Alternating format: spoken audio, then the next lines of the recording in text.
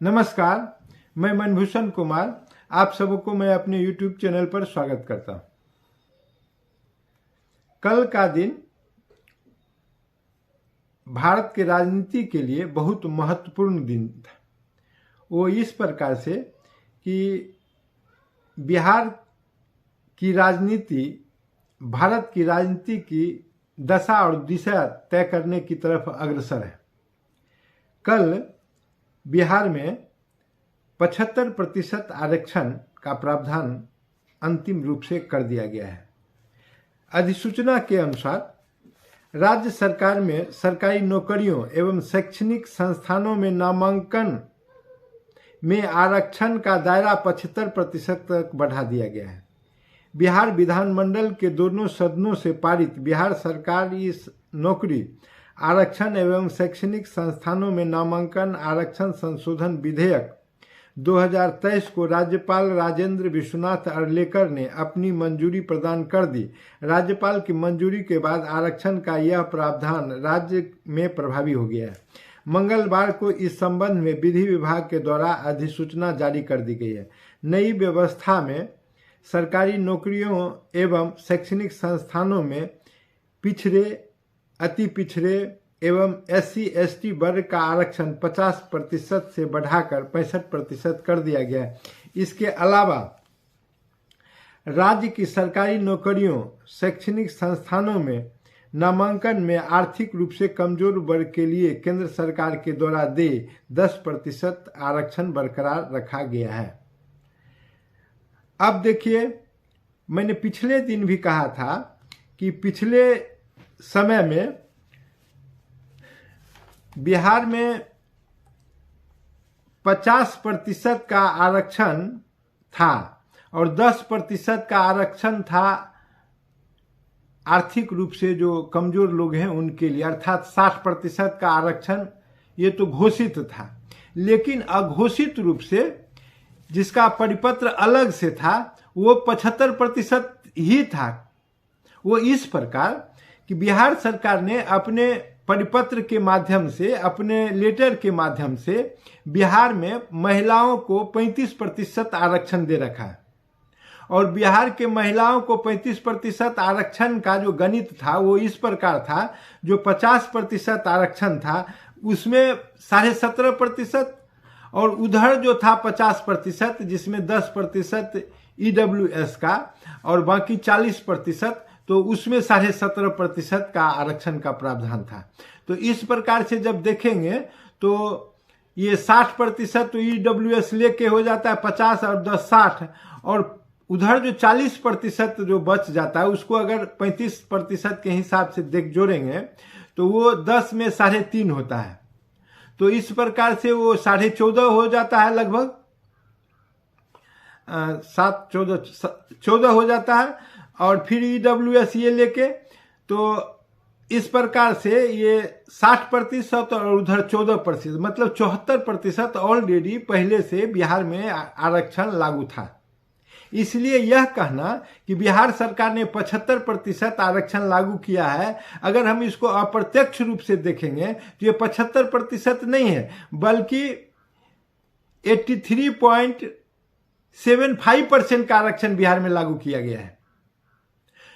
उसको इस प्रकार से समझना आवश्यक है कि पिछला टाइम जो था, जो पहले आरक्षण का जो 50% का था उसमें अत्यंत पिछड़ा वर्ग 18% थे, पिछड़ा वर्ग 12% थे, अनुसूचित जाति 16% थे, अनुसूचित जनजाति 1% थे और पिछड़ी जाति की महिला 3% थी। तो इस प्रकार से कुल 50% हो गया और एज ए होल में 35% महिला अलग से व्यवस्था था। और इसके अलावा EWS का 10% था तो 50 और 10 60 हो गया। और इस प्रकार से आप देखें तो पहले से ही बिहार में 74% के आसपास आरक्षण ऑलरेडी लागू था। तो ये हो गया। अब देखें कि इसको बढ़ाया किस प्रकार से गया है। तो अत्यंत पिछड़ा वर्ग जो 18% था उसको बढ़ा के 25% कर दिया गया है और पिछड़ा वर्ग जो 12% था उसको बढ़ा के 18% कर दिया गया है।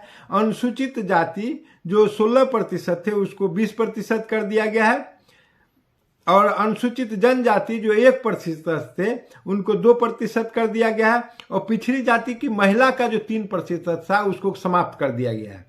अब देखिए ये होने से कुल 65% का आरक्षण ऐसे हो गया, और इसके बाद 10% EWS का आरक्षण जो केंद्र सरकार देती है उसको इन्होंने मान्यता दिया है, तो ये कुल 75% हो गए।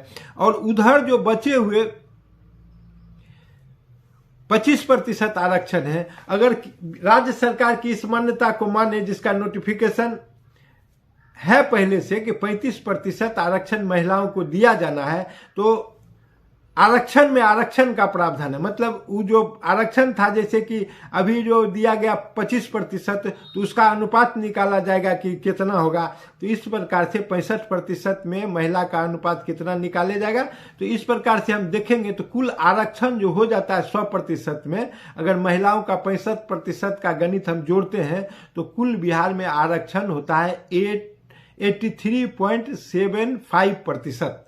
इतना का आरक्षण बिहार के व्यवस्था में आप माने तो लागू कर दिया गया है। इसके लिए नीतीश कुमार की सराहना की जानी चाहिए। जितनी तत्परता से इन्होंने गणना कराया, जाति का गणना कराया, जितनी तत्परता से इन्होंने उसका प्रकाशन कराया, जितना इसका पब्लिसिटी कराया, जितना 500 करोड़ रुपया इसके लिए तुरंत आवंटित कराया, तो इसके लिए तो नीतीश कुमार बधाई के पात्र हैं। और भाजपा इसलिए बधाई का पात्र है कि हाँ करने के अलावा भाजपा के पास कोई रास्ता था नहीं।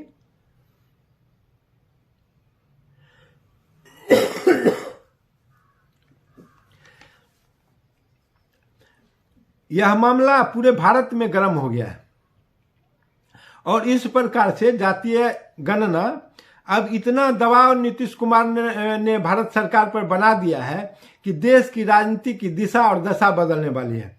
प्रधानमंत्री को निश्चित रूप से अभी जो चुनाव का परिणाम आ रहा है 3 दिसंबर को, इसके तरफ गणना सहित जातीय गणना पर उनको गंभीरता से विचार करके निर्णय लेना पड़ेगा। वो इसलिए कि 2024 का चुनाव लगे हाथ है, और ये जो चुनाव में ये जातीय जनगणना है, जातीय गणना है, इसका एक बहुत बड़ा प्रभाव परिलक्षित होने वाला है। क्योंकि सभी विपक्षी दलों ने इसको एक बहुत बड़ा हथकंडा बना लिया है।